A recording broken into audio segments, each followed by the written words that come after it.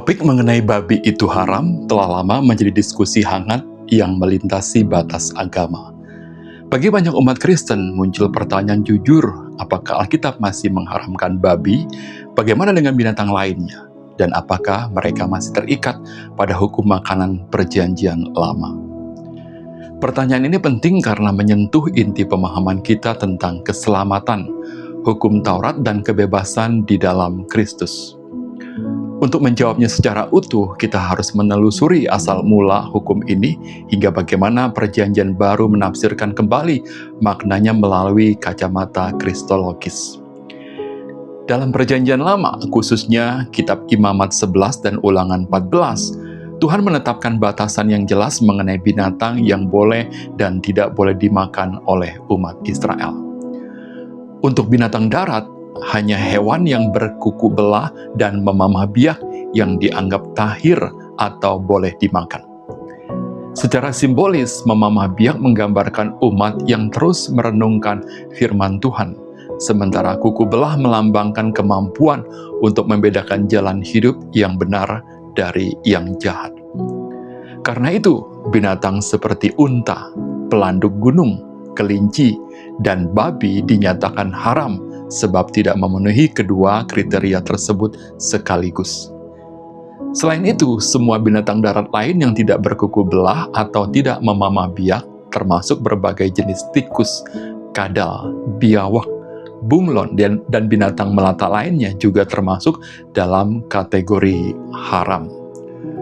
Untuk binatang air, Taurat menetapkan bahwa yang boleh dimakan hanyalah makhluk air yang memiliki sirip dan sisik. Dengan demikian, berbagai makhluk air seperti ikan lele, belut, hiu, dan pari yang tidak bersisik dinyatakan haram. Demikian pula semua hewan laut dan sungai tanpa sirip dan sisik seperti udang, kepiting, lobster, rajungan, kerang, tiram, remis, cumi-cumi, gurita, ubur-ubur, bintang laut, dan teripang tidak boleh dimakan menurut hukum Taurat. Sementara itu, untuk binatang udara, Imamat dan Ulangan secara khusus menyebutkan jenis-jenis burung yang dianggap haram, yang umumnya adalah burung pemangsa dan pemakan bangkai. Di antaranya adalah elang, rajawali, burung nasar, burung alap-alap, burung gagak, burung hantu, burung pungguk, burung bangau, burung kuntul, burung camar, burung pecuk, dan kelelawar.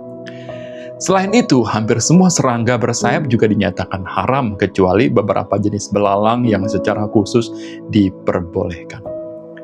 Melalui daftar dan kriteria ini, Imamat 11 dan Ulangan 14 tidak hanya mengatur pola makan, tetapi juga membentuk identitas rohani umat Israel sebagai bangsa yang hidup terpisah dan kudus bagi Tuhan. Nah, perubahan besar terjadi ketika Yesus memulai pelayanannya. Yesus tidak bermaksud mengubah menu makanan secara harfiah, melainkan mengubah cara manusia memahami kekudusan. Dalam Markus 7 ayat 18-19, Yesus menegaskan bahwa apa yang masuk ke dalam mulut tidak dapat menajiskan seseorang karena makanan hanya masuk ke perut lalu dibuang, bukan ke hati. Dengan pernyataan ini, Yesus membongkar sistem berpikir yang mengikat kesalehan pada aturan lahiriah. Markus kemudian memberikan kesimpulan teologis yang sangat kuat, bahwa melalui perkataan tersebut, Yesus menyatakan semua makanan itu halal, boleh dimakan. Kekudusan kini berpindah dari aturan piring ke ranah moral dan rohani. Najis bukan lagi soal babi, kelinci, cumi, udang, atau lobster, melainkan soal dosa yang muncul dari dalam hati manusia. Transisi ini dipertegas kembali melalui pengalaman Rasul Petrus dalam Kisah Para Rasul 10. Lewat penglihatan kain lebar berisi berbagai binatang haram, Tuhan berfirman agar Petrus tidak mengharamkan apa yang telah Allah halalkan. Peristiwa ini menjadi simbol bahwa Injil kini terbuka bagi semua bangsa dan tembok pemisah ritual itu telah runtuh. Rasul Paulus pun menguatkan hal ini dalam surat-suratnya, seperti dalam Roma 14 ayat 14, di mana ia menyatakan keyakinan di dalam Tuhan bahwa tidak ada sesuatu pun yang najis dari dirinya sendiri. Segala ciptaan Allah adalah baik jika diterima dengan ucapan syukur. Para teolog besar sepanjang sejarah gereja memberikan landasan yang kuat bagi pemahaman ini. Agustinus dari Hippo dalam karyanya Contra Faustum menjelaskan bahwa hukum makanan dalam Taurat adalah tanda-tanda profetik yang bersifat sementara untuk memisahkan Israel hingga Kristus datang. Senada dengan itu, John Calvin dalam bukunya Institutes of the Christian Religions menjelaskan bahwa hukum makanan termasuk bagian dari hukum seremonial, sebagai bayangan yang tidak lagi mengikat karena penggenapannya telah nyata dalam diri Kristus.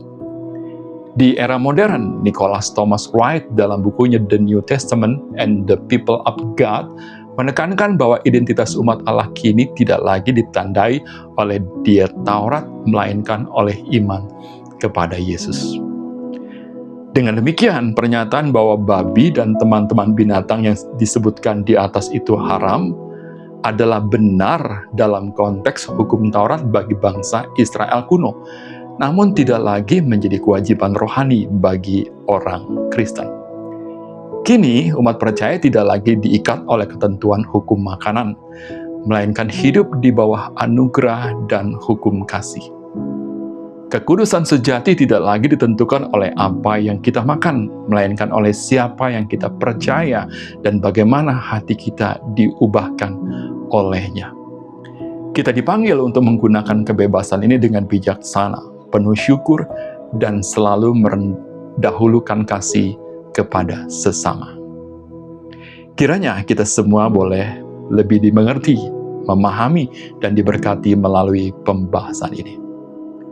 Apabila rekan-rekan ingin memberikan komentar, masukan, atau pandangan yang berbeda, silakan tuliskan dengan baik dalam komentar. Jangan lupa bagikan pesan ini kepada sahabat-sahabat yang lain. Tuhan Yesus memberkati.